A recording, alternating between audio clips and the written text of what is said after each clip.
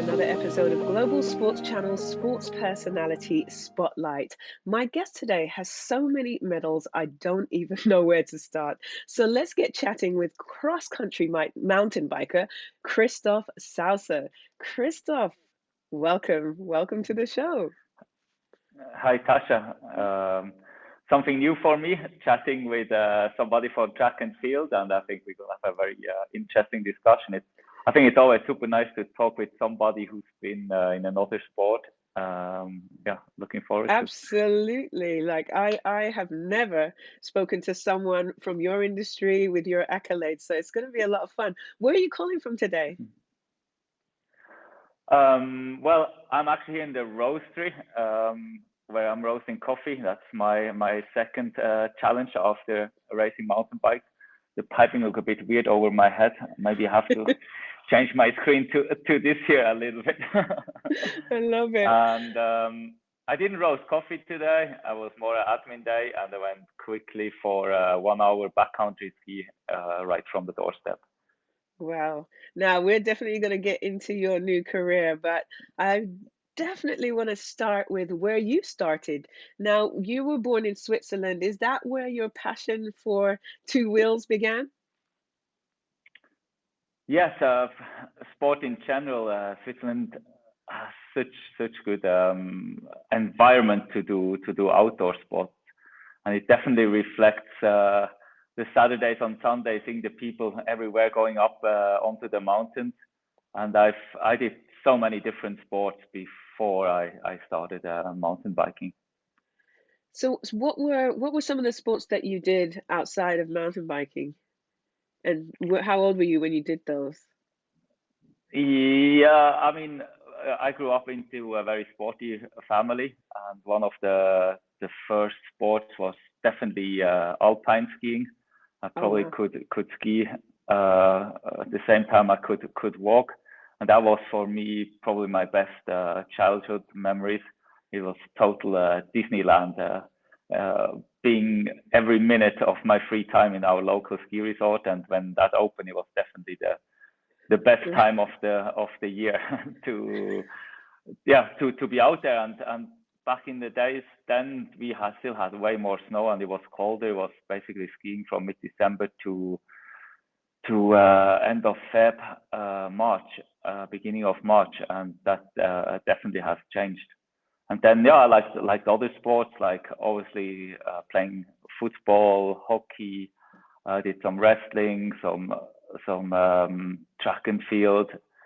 What else did I do? And the cycling was more and less to ride a bike to school or down to the lake in the summertime. And then when the first mountain bike came out, that really interested me with all the gears, and you could go off road. So you said you did some track and field. Maybe we should set up a race between you and I. I know I won't I beat you have on a no bike. talent in track and field. I have zero talent. I more or less did it because my friends did it twice a week in the evening, and then there we could play soccer. I was way more the endurance guy than the explosive. The longest run was like that 12-minute runs or 1K run, and that even that was almost too short. Right. So you did eventually start specializing in cycling, in mountain biking. How did that transition come about? How did you discover, okay, this is the sport that I want to follow? Because you did so many. I mean, that's a lot of sports to try out, which I think is great for, when you're young. How did you decide, okay, this is the one for me? I think at the end the talent decided as well. If I would have had the talent becoming professional skier or soccer player, I'm sure would have ended up there. It, but the love of mountain biking came very very quickly because of the downhills, the technical aspect. I riding up or basically pushing the bike up was more just to do a very cool downhill with the friends, and then only time by time, really endurance part came with it. And also at the beginning, only because I could see if I work more on my endurance, I get better in racing there as well. So it was really, I came into every sport very much by playing. I never had a coach or somebody who pushed me. It was all self-initiative and definitely also adventure, because the bike gave you that freedom to go to places and discover places, and with the mountain bike even more, the whole technical aspect. Were there some places that you discovered through the process of becoming a mountain biker that you just fell in love with? Were there any special places for you? Yeah, it started circling around our village, and then it got further and further.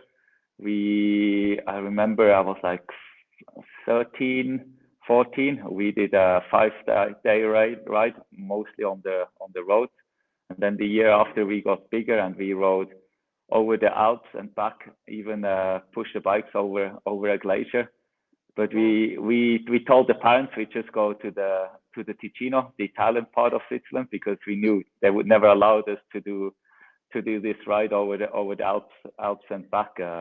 Basically, just trying to get the biggest adventure in we could get, and lots of the downhill we had to walk, and the uphills anyway. It wasn't at the end more pushing the bikes. Right. I love that because it's quite different with track and field. When I was in my career, we'd see hotels, we'd see planes, but we didn't really get to see, well, I didn't really get to see a lot of the land. And I guess with mountain biking, you just get to see so much beauty, like you said, sneaking off when your parents didn't know to go over the Alps. That's an amazing experience for a youngster. Now you do marathon, and you did marathon and cross country biking. For people who don't know the difference, what's the difference between those two specialties? Probably coming back what you said about track and field, I sometimes was very jealous of you guys, because you didn't have to go out when it was really cold, bad weather, snowy. You basically had your nice environment all the time. It's so true. Very jealous sometimes. I was at the divers there at the lake. There are lots of divers, and I ride my bike in the rain, and I thought, well, they always have the same conditions they like. They go in the water, and I have to be out. But obviously, that's something also very exciting, to have always changes, as you said. Yeah. But yeah, cross country or marathon at the beginning of my career was definitely cross country, and the Olympic sport. That's the Formula One of mountain biking. And then as younger, you're way more explosive. But that was actually my weakness. So I always had to train explosivity. And then it was really nice when I've seen I can't win the big races anymore in cross country. I had the option to go to the long distance. It's basically the same as in triathlon. You have the ITU series, the Olympic discipline, and then the Ironman or middle distance. That's a very nice way, if you like your sport, to change to the longer distance, extending your career, doing new races, having new competitors, a new race format. Was very, very nice. You talked about the conditions, like you said, in track and field and in diving, it's very contained with track and field. We might have to wear a wetsuit every so often and put an umbrella up if it gets too hot. What happens in mountain biking when you have extreme conditions like snow, like you said, or severe rain or even heat? Like, are there certain protocols that you have to follow in order to be able to get through these races? Because too much rain in track and field and they'll cancel the whole meet. So how does it work in your industry? It's very simple. You just have to toughen up and somehow make a plan how to dress yourself clever. You can't be overdressed, not underdressed. Obviously, a feed zone, you can always take something or give something away. I've rode in crazy condition, even with hail, where you somehow duck to get the least surface to the hail. And I can only remember two races that got cancelled. That was one, it was just such a crazy hailstorm, they stopped it. And once it was a thunderstorm up on top of a mountain before a downhill start. But otherwise, the races always happened. And I cannot think of any different sport where conditions change as much as in mountain biking, because we are mountain bike riders, but the course can become so deep. At the end, you almost have to walk half of or run half of the race, and we definitely don't do that normally, training to run. And it's not like a car driver, when it's raining, he suddenly has to push the car. But in our sport, it definitely can happen. Right. And like you said, you talked about being tough, and in this experience, like you said, at some points of the race, you'll have to get off the bike and Mhm. actually run. What are the physical requirements that you need to train for this type of event? Are you on the bike, for hours? Like, if I do again the comparison between track and field, like hurdling, for example, we have to often we have to train at the pace that we would want to compete at to like really see how Mhm. our Mhm. step Mhm. pattern is going to work. How does it work for you? Do you have to go on super long rides? Do you have to go to the types of conditions that you'll be competing in? How do you get ready physically and be tough, like you said, for what Mhm. you're going to have coming your way? I think you have to train smart. That's one of the most important thing. To reflect what are your weaknesses, because you can only train that much. It's not because of the day after so many hours. It's just that your body can handle the amount of training. So rather do train your weakness, and that normally always hurts, or not normally. It always hurts to train your weakness because it's not your strength. Right. And that's also what you don't like to do. So you have to get out of your comfort zone. So I was always an endurance guy. I was very consistent. So I didn't have to wear myself out riding too long, or, doing 4 or 5 hour rides. That didn't make sense, because otherwise I was too tired to train the explosivity. And if you think a cross country race, it's now hour and a half. Back when I raced was 2 hours. You basically start like a 100-meter sprinter. Like everybody is like ready, more than ready, because it's so important to keep the position.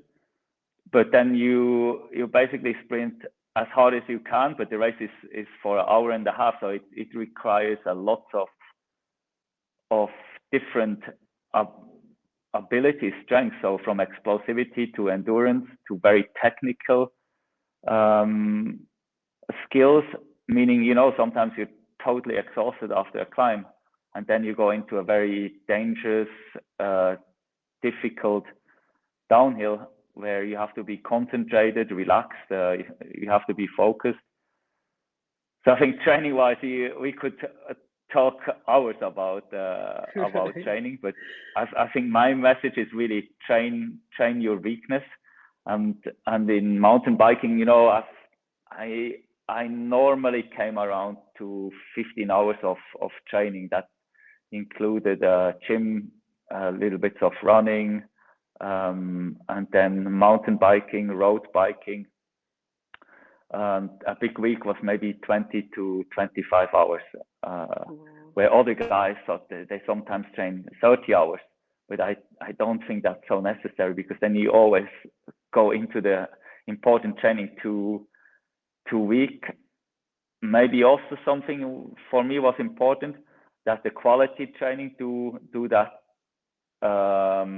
recovered, and then the endurance stuff on after the endurance, the explosivity, the quality, because that requires more just strength, just riding.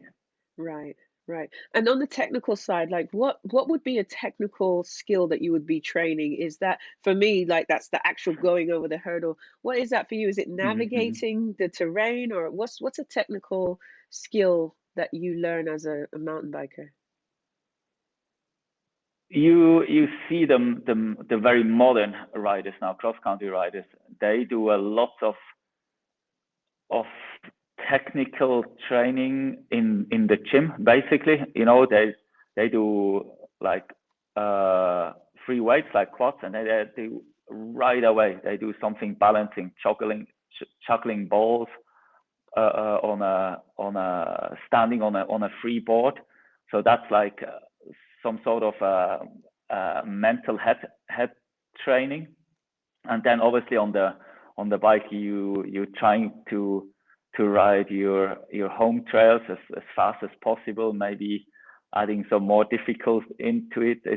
It's a lot of playing than on the bike, and trying to challenge yourself on technical trails.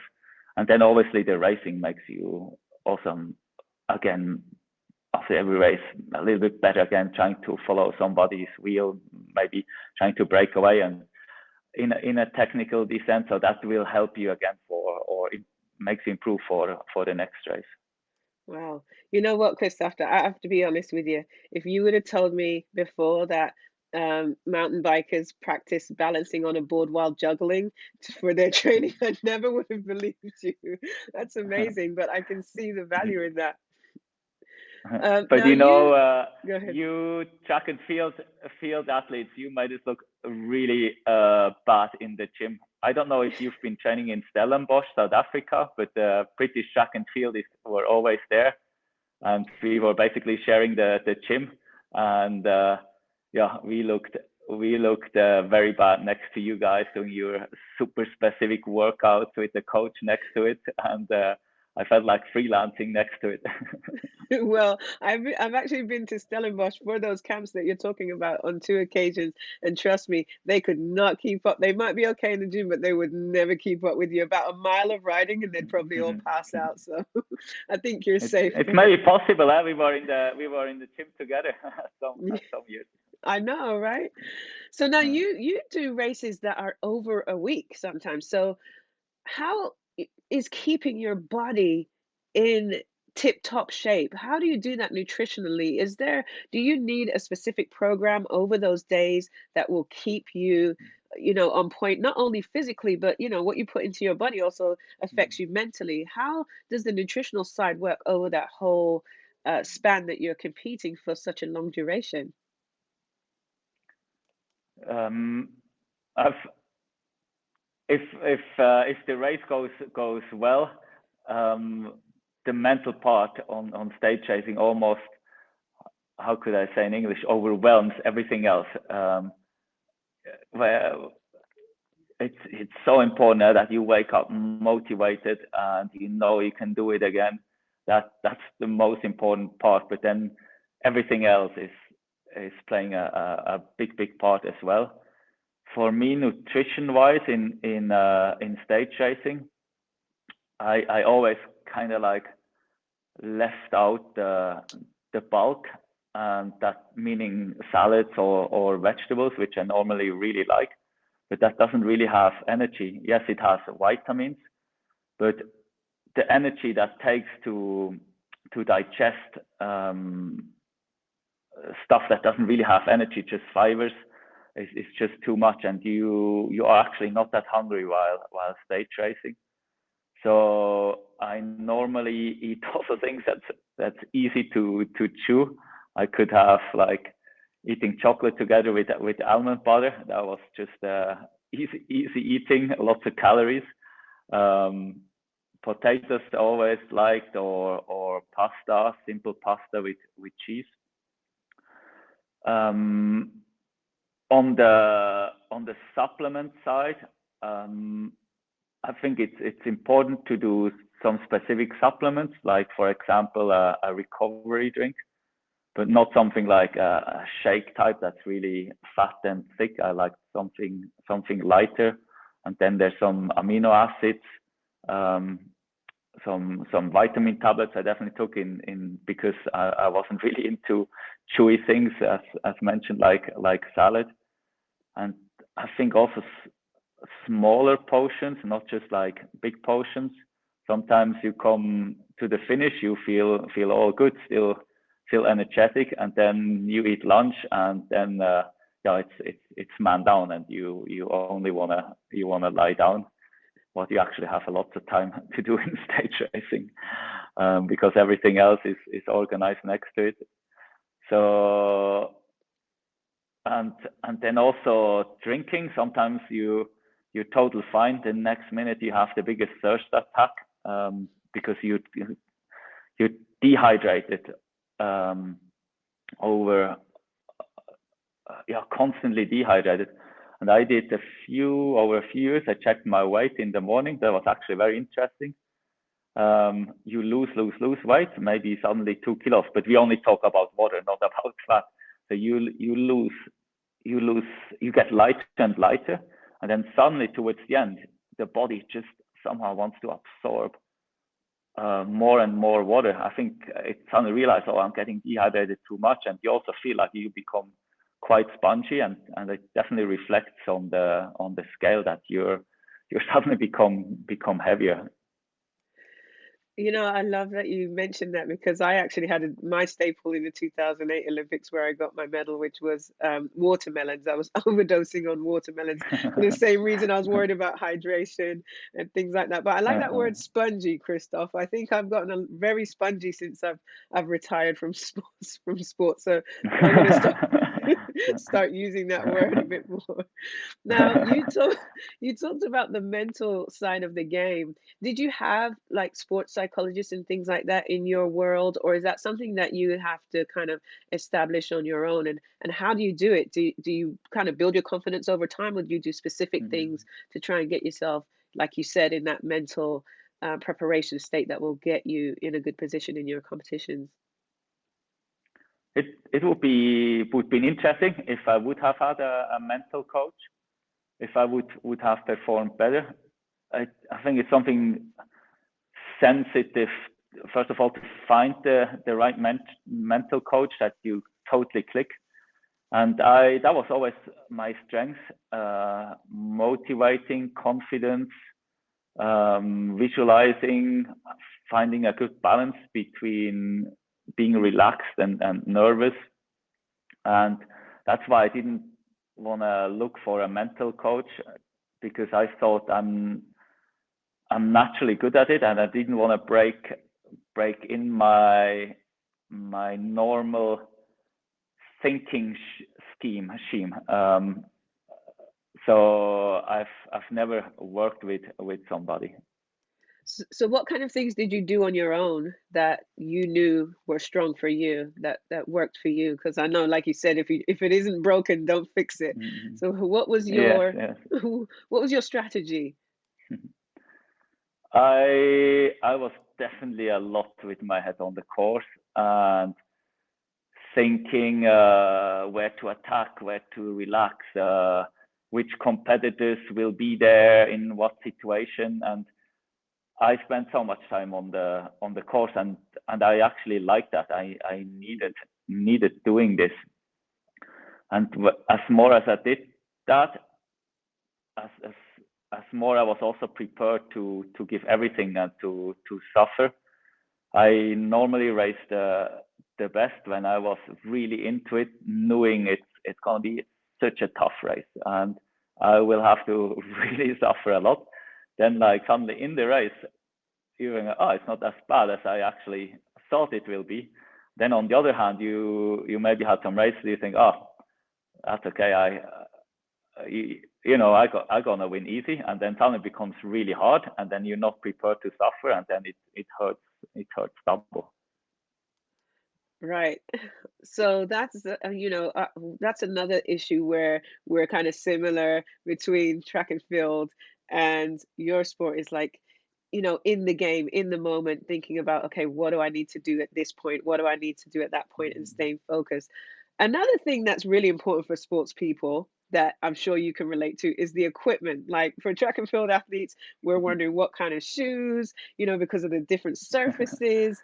How important is your bike, and how do you choose? Because this is kind of, you guys are married to each other, you and your bike. So how do you choose your bike and the right equipment? Because this thing has got to last the whole race, which could be quite grueling. How do you do that? How do you choose the right equipment? Yeah, it can be also devastating. Equipment, you just you can lose races because of a flat tire, Right. broken chain. I'm pretty sure in Athens I lost the medal because I broke the chain. That's something you just have to live with it. That's how it is. You can choose the very best equipment. I sometimes compare with Formula One.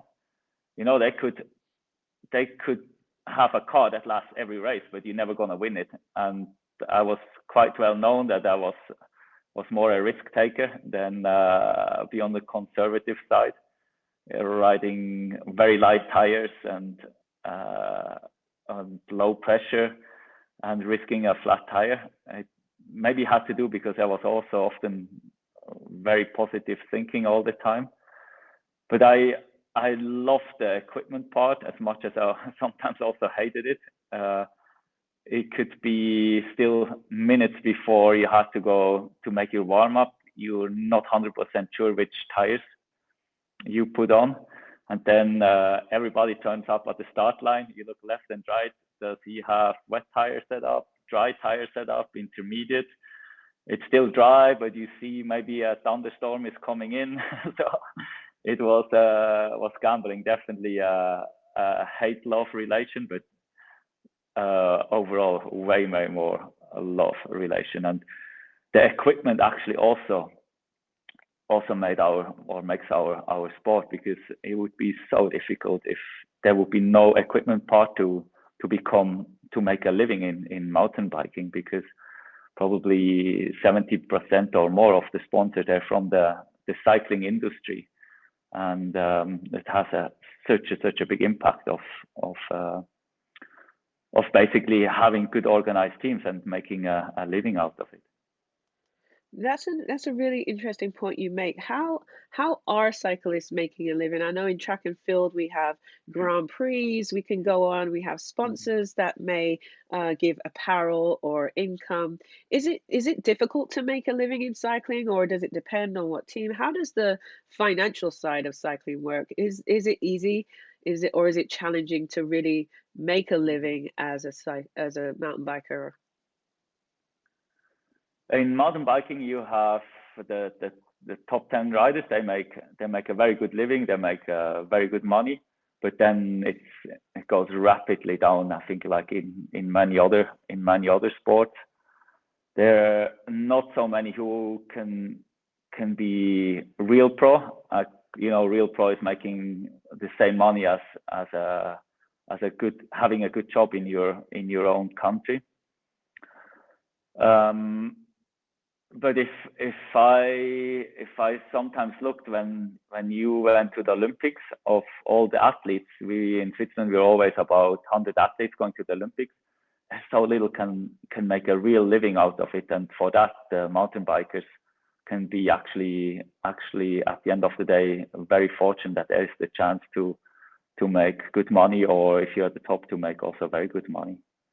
Yeah, absolutely. I think that's an issue in sports that, like you said, is quite challenging because you do have the upper echelon of athletes that can really do well financially, but then it can be Mm-hmm. quite a steep drop off, as you said, for athletes It's both. basically the winner takes it all. Yes, both during and after their careers. So, I uh, definitely think that's something that probably sports in general needs to work on. So that, because the athletes, I think the level now, and you can attest to this on your end, the level now that you have to put in, like the amount of work you have to put in is really a full-time job. So it's hard to do that and something else as well mm, because of the mm, amount mm. of hours that you're working. Now, Yeah. you mentioned that you had a positive attitude most of your career. Were there ever times where you felt like, I don't know if I want to do this anymore? Did you ever have those type of experiences? I know I did. There were some years where I like, am I sure I really want to do this? Did you have any experiences like that, or were you always positive throughout your entire Mhm. career? I definitely had moments. They were quite short, not like something chronicle. I never had that. It was just I was just not motivated to go out and training. It was bad weather. I was home alone, nobody to could go train with. So I set myself the goal at 10 o'clock. You leave out the door and you do it. And I was still at home at 2, 3 o'clock, finding excuses not to go out, start vacuuming or stuff like that. But at the end of the day, I always went out. I mean, I can't remember. I would not do my training, even if it got dark at the end and super cold. I also remind myself, hey, you'll be so happy when you've done it, and nothing beats that feeling. And that was very good in places like Stellenbosch. You always said the day before, hey, we meet there at that time. Sometimes I sprinted to the meeting place because I was late again, but there was no excuse, and it was always cool to share the hard trainings and the nice trainings with others. It could be like riding to the hill where we do intervals. Nobody was really talking. It was not very cheerful, and then doing the intervals, and then everybody's super happy to ride back again. And I think in those moments, it's always important to remind yourself that, once you've done it, you're the most happiest person. Right, right.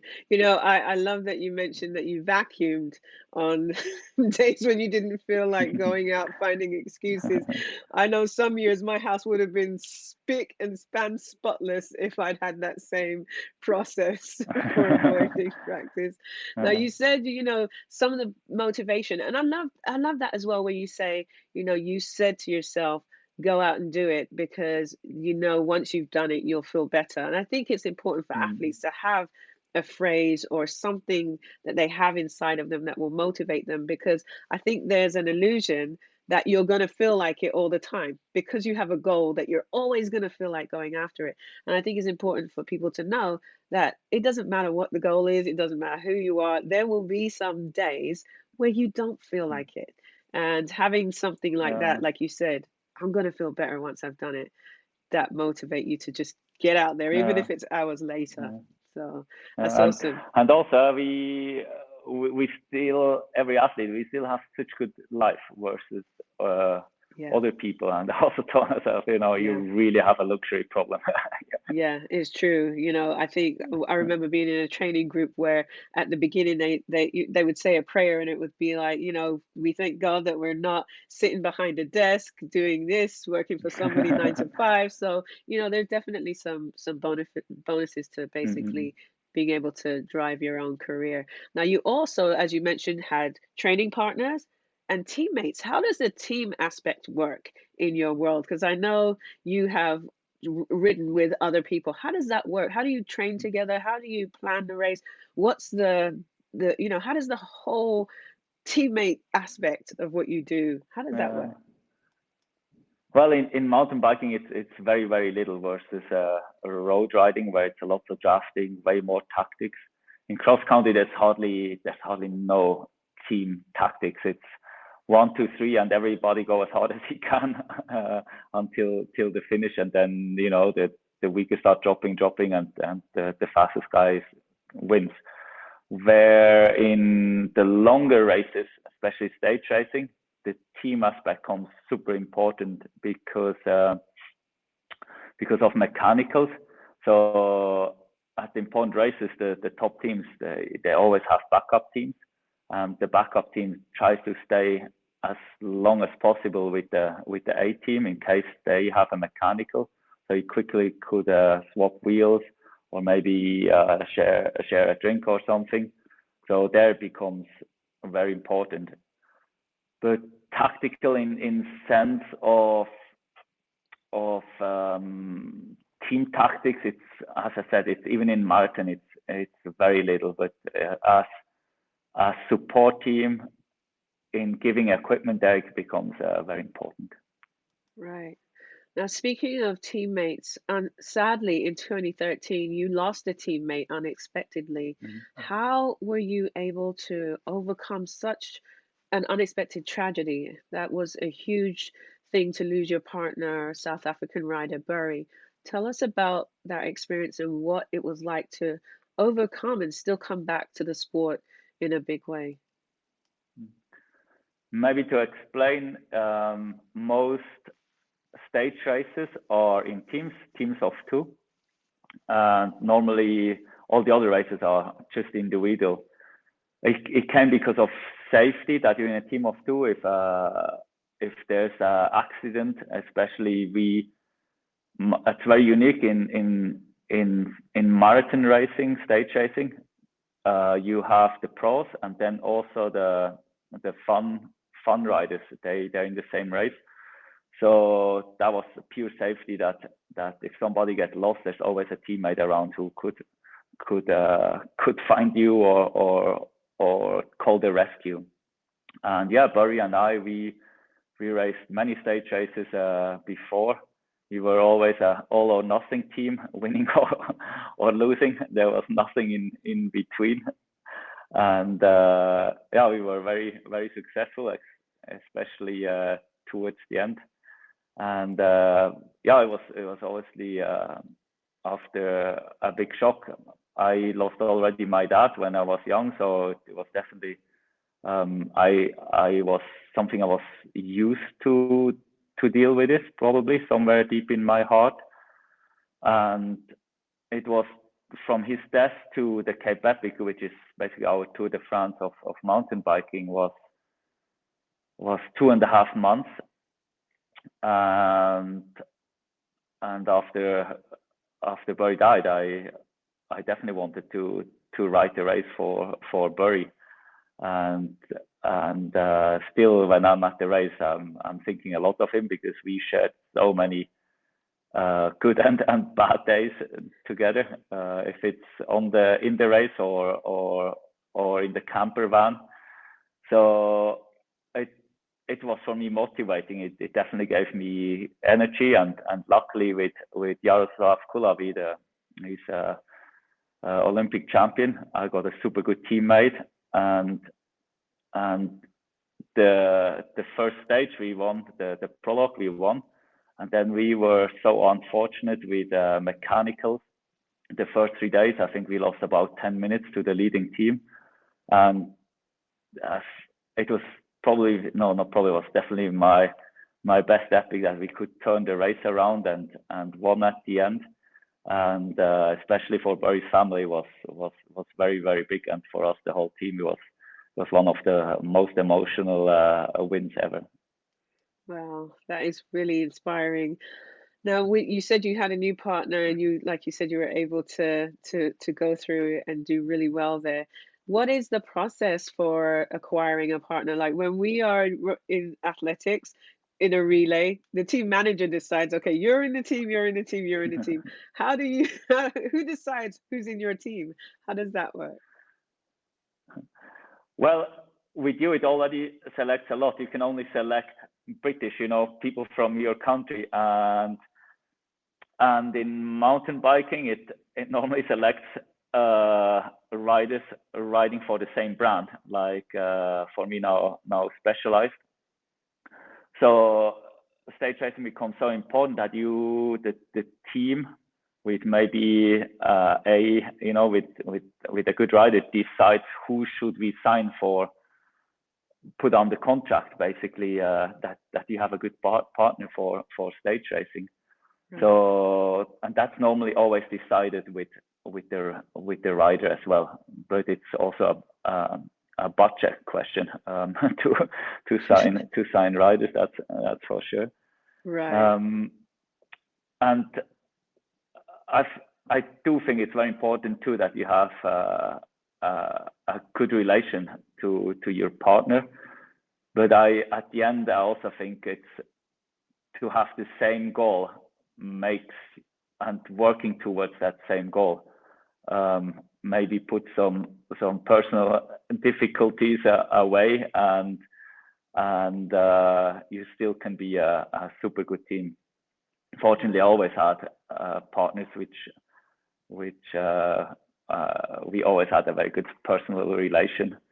But it could be also that you start hating each other during the race, and and that could make you faster because you want to drop your guy, and that could also give you some speed. That's definitely a way to boost your performance. Get away from your partner. I love it. Now, speaking of goals, you attended and medaled at the Olympics in 2000. When did you know that was a goal for you? When did you know, listen, I want to go after a medal at the Olympics? Was that an early childhood dream, or is this something that came later on in your career? It was always a childhood dream. I loved sport and I hated school, basically, you can say. And I just did school that I once could become a sportsman. I don't know why that was so in my genes. And you know, as a kid, maybe you did too, playing against other kids, whatever. It's not even a discipline, just doing something in the forest, and we're saying, whoever wins this will be world champion. And then I remember I said, no, and if somebody wins, it becomes Olympic champion. That's much bigger than world champion. And, so I think it began really early, and I have no idea where it comes from. As I said, my family is very sporty, but nobody had the racing spirit or racing genes. Right. Now, speaking of different championships, you've competed at World Championships, you've competed at the Cape Epic Championship, you've competed at the Olympics. Now, before I went to the Olympics, people were always talking about the Olympic spirit, blah, blah, blah. And I was like, yeah, whatever, sure. And then when I went there, I was like, oh my gosh, there really is a different kind of vibe here. Did you have that same experience? What were some of the similarities or differences between the competitions? Did they all feel the same, or were any of them really stood out for you? It is totally overwhelming. That's for sure. Coming into that Olympic village, I think all these different, basically people from all over the world with total different body shapes, and all these colors, and everybody has a goal, and you look at this athlete or that volunteer, think from where, or well, actually you very quickly always knew from where they come from because you always have your sport uniform on with the colors, but just what sport is that and this, and it's super exciting. And luckily for me, it was never a problem not losing the focus for my race, and the whole vibe ambience gave me very good energy. For us mountain bikers or cyclists, it often was not ideal staying in the village, because the village is always normal in a big city. So where the heck are you gonna train next to the course? So it was always a bit different. All the three Olympics. Sometimes I was actually with the factory team outside the city, close to the course, and then after the race coming into the village and enjoying like the most amazing, you could say, party holiday afterwards. But then the two last times I was at the Olympics, our race was on the last day, so very big pity to basically stay focused until the last day. The village becomes such a party village, and you feel like you're the last guys being serious in here. So for that reason, at one point it was also good to be out a bit the village. And then definitely the closing ceremony was really nice, but also something sad. You know, everything is over, and you have to wait for 4 more years, and you don't know if you make it in 4 years. Yeah, so true. So true. No, I can definitely relate to that last day, because I would often be either on the relay or a standby for the relay, and you'd see the jumpers would be finished on the first day and they're off playing ping pong and, you know, watching movies and eating whatever they want. It's like, oh, you know. The new rule with the Swiss team, I think when your competition now is finished, you have like 2 more days in the village, and then you have to leave the village. Right. where That's in probably a good one. Sydney our competition was in the middle, and then we stayed a week and a half still until the closing time in the village, and it was rough times at sometimes too. Yeah. You had fear of missing out all the time, but yeah, not enough sleep, that's for sure. Right, right. Well, missing out worked for you because you got that bronze medal, so we're happy about that. Totally. In addition to medals, though, you've broken records. You were the first person in 2015 to win 5 times the Cape Epic. What was it? What did it feel like knowing that you had really like you've now gone down in history in such a big event? I think it's now bigger now when I'm retired, but when I was still racing, the past didn't really interested me. For me was always the present future, because when I won a big race the weekend before and I sucked a week after, the win didn't really mean to me anymore. I was like almost like, geez, I'm I can't how do you say in English? I could not prove, that I deserved last weekend. So I was actually always running after the future, and whatever was the past, I didn't care so much really. Only after I'm retired, it's nice to see, yeah, you can be proud of what you've achieved, and winning 5 times the Cape Epic is definitely something that will ever stay with me. I think that's so true. I think that's true for so many athletes is that you're always on to the next thing. I remember when I was in college, one of my partners saying to me, "You never seem to like really enjoy your achievements. You're always moving on." But and I think that's Yeah. one of the things. It's a blessing and a curse. It means you're always uh, eager to succeed, but it also means you don't actually appreciate what's happening real time. So it's Yeah, yeah, that is a pity, but I do think that makes a good athlete, that yeah. he's always like, as you said, up to the next thing, and you can't just like and how do you say um Get be comfortable. happy, yeah, be comfortable on what you achieved. Yeah. That's basically it, then, until you need a big kick again. Yeah, absolutely. Now, you traveled clearly a lot. You had to go to all kinds of places around the world to do what you do. How did that affect your home life and your, personal relationships? Was it a big deal during your career, or was that something you were able to manage well? I I was always single, that's for sure. While I was racing, Good I was choice. I was yes, I don't know. I'm like an all or nothing person, and to me it's like when always a relationship came too close, I backed out very Get out of quickly. here. Um, Maybe I should have broken that wall at some point, but I never wanted to do it. I love to be totally love to be independent, and always can decide on every day what I want to do without compromise, I think. And then yeah, I always I my and she's my wife now. Then the last few years of my career, when I was racing on the long distance, um, then I had a proper relationship, and it actually didn't you say hinder my results at all. Good. So both of them worked out well.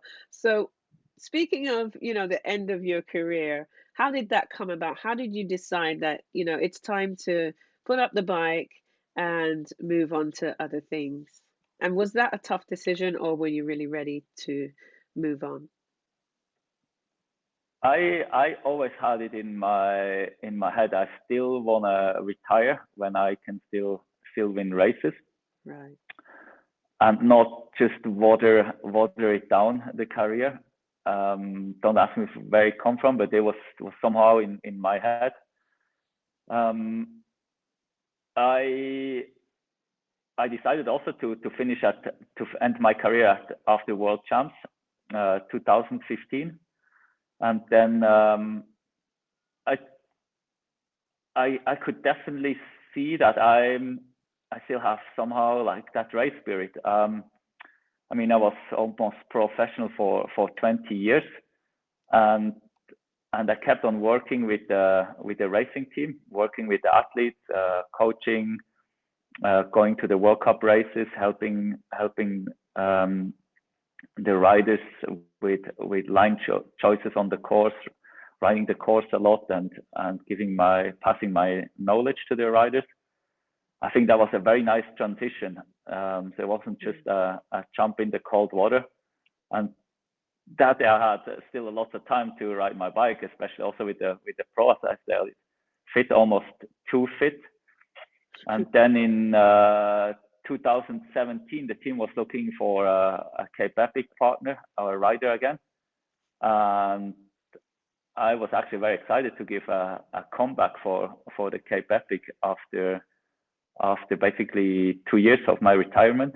Just it was, I would say, a 5 months comeback, just training for it, do some races before, and then the Cape Epic. I would never regret to do that again. I think I really realized actually then how good a life it is as a pro, and it wasn't that much anymore. Oh, I have to go train now and whatever. It was really a privilege, and I really enjoyed those 5 months to give the comeback.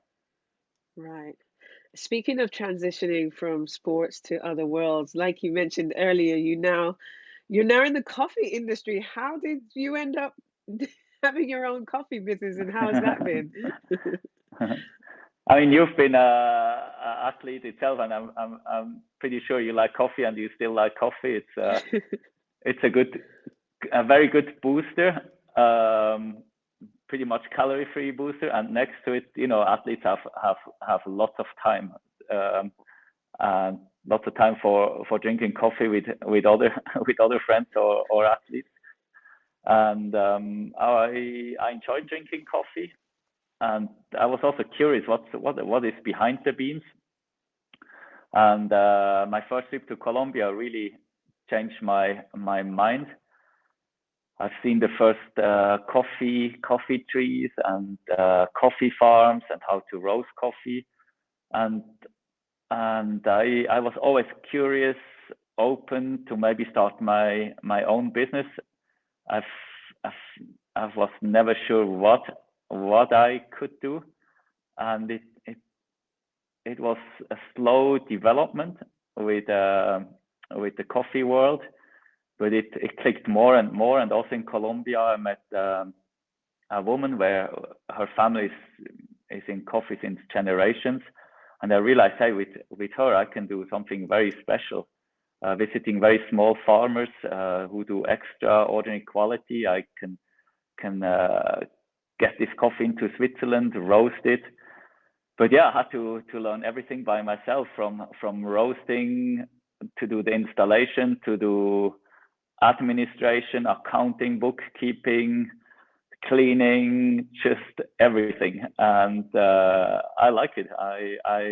I only then realized actually I missed a challenge after my career.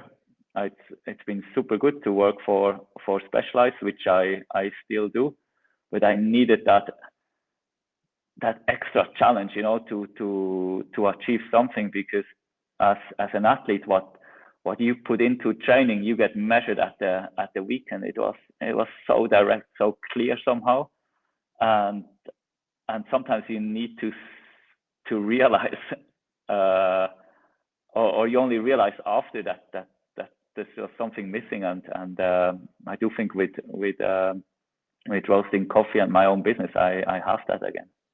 Absolutely. I can definitely relate to that. Like, after your career is done, it's just always like, oh, what can I do? What can I compete in? I find myself racing little old ladies down the street, just sure. always.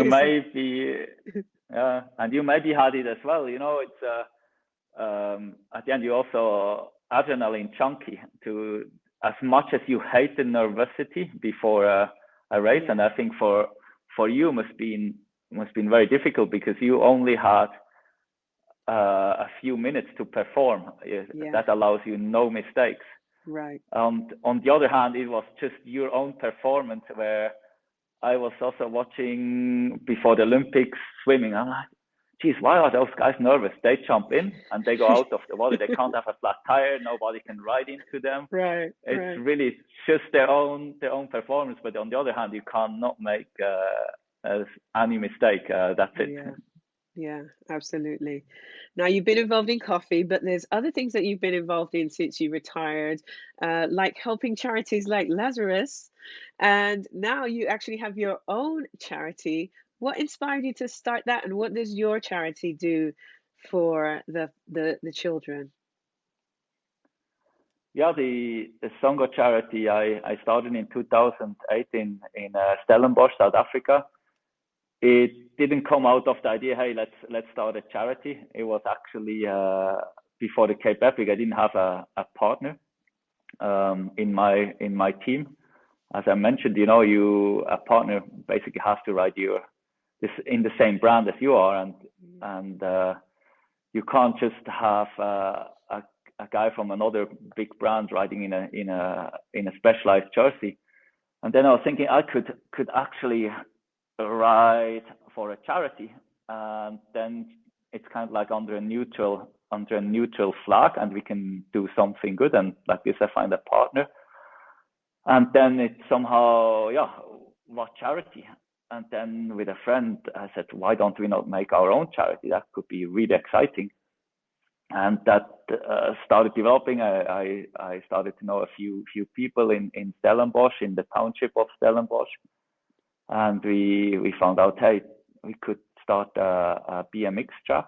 And I was really naive. I thought, okay, let's just raise money, and we have enough money, start a BMX track, finding bikes and everything.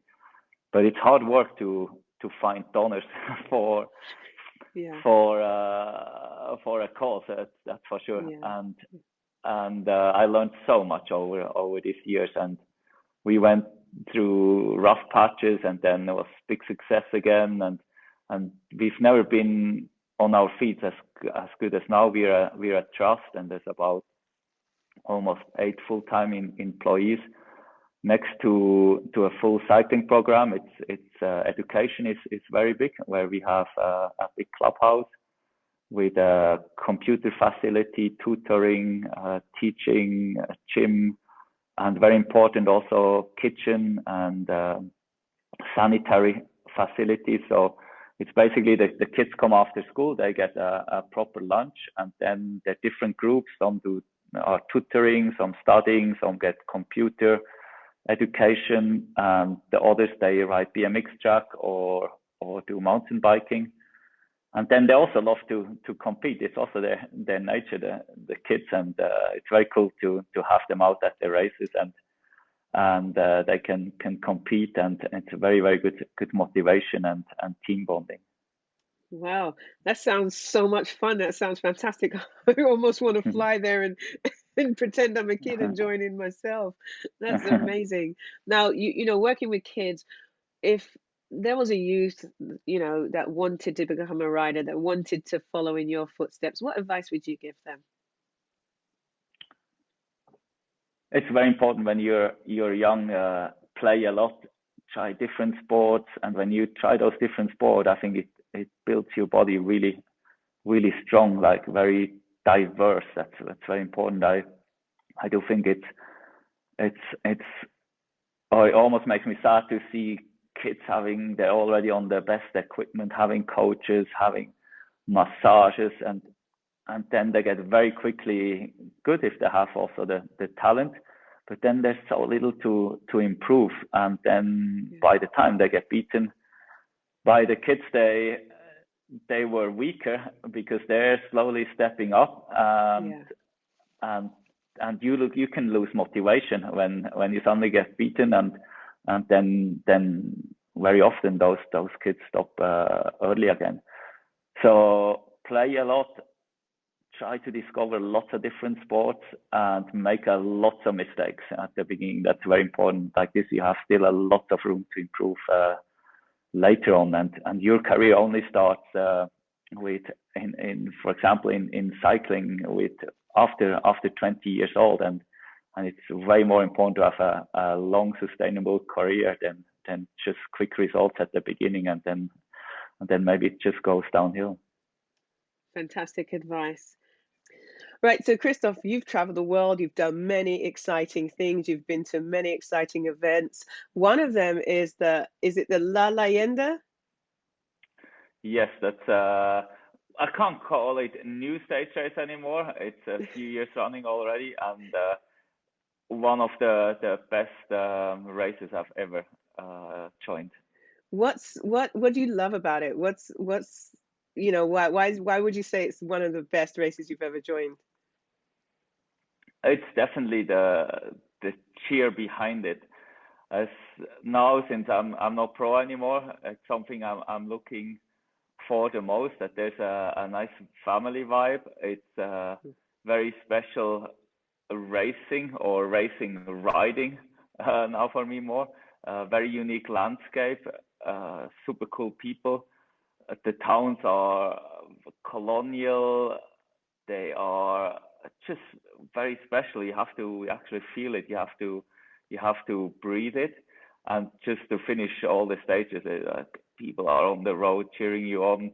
You feel like a superstar, not only the guys who are winning, also the guys who coming later on in the afternoon. I love it. Makes me want to get my little bike shoes on and be waving to the crowd and all that. So are you I would love hoping? to see you there. No, I don't think you would love to see me there. Are you hoping to compete this year? To ride there? How are you with this year's competition? I would totally love to be part of the event again this year.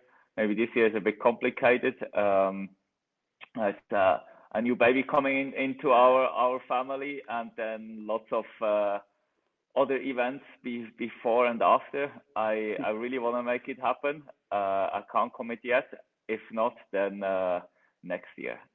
Well, with a new baby on the way, congratulations, by the way. With a new baby on the way, I'm sure nobody would be mad that you might want to spend a little more time at home. Awesome. Or escaping to get some sleep at La Leyenda. Yes, that's also a possibility, but we won't tell your wife that's what you're up to. Love it. Nice. Now I'm going to start wrapping up, but before I go, I want to let you know that I found 3 things that we have in common. You probably know a couple of them. Number 1, we both went to the 2000 Olympics. Number 2, we both got bronze medals when we went to the Olympics. But number 3, you probably didn't know this, our favorite chips are both vinegar. It definitely is, yeah. And I'm sure you live in a country where you have much better vinegar chips than here in Switzerland. We don't have many choices. Right. So hopefully one day we can eat our favorite vinegar chips together. Absolutely, I'll take you up on that. Now, just to finalize, I always play a little game with my guests. It's called This or That. You just pick one or the other. So I'm going to say a couple of things and you just choose one. You ready? Mm-hmm. Okay. Ready. So marathon or cross country? Cross country. Android or iPhone? iPhone. Espresso or cappuccino? Espresso. Businessman or sportsman? Sportsman. Love it. Now, my last question, Christoph, what do you want the world to know? Ooh, that's a difficult question. I always get them with this one.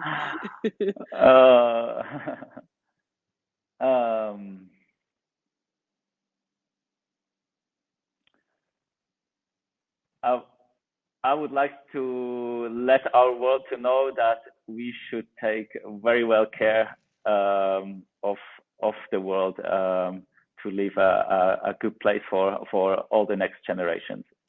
I love it. Absolutely. And Christoph, if people want to follow you, if they want to know more about your charity, if they want to know more about what you're doing, where can they find you?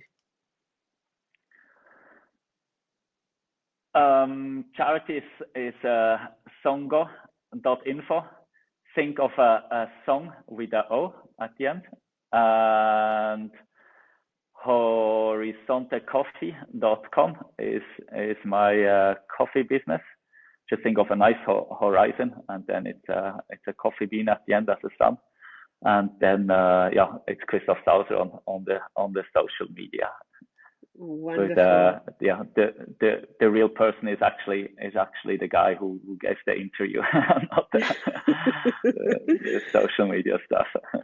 Wonderful. You know, Christoph, it's been a true pleasure getting to know a fellow Olympian in another sport. Such amazing achievements and such a great person with all the things that you do and all the things that you've done to help others in the sport and the up and coming youth. So we really appreciate you taking the time to spend. I'm sure you've got some beans to grind back there, so we'll let you go. But thank you so much. Thank you, Tasha. I really enjoyed it. It was very nice. Awesome. All right. Have a great day. Thank you. Bye. You too. Wow. Oh, that was great. I'm so tempted to fly over to Stellenbosch and have some fun with those kids, get a cup of coffee. I mean, it's all good. What an amazing person. What fantastic achievements. I'm really looking forward to seeing how his charity develops at that songo.info. And I'm really looking forward to seeing just what's in store for the future of mountain biking now that I've learned so much about it. So I hope you enjoyed this as much as I did. What a great person to listen to and hear his perspective of a really tough sport.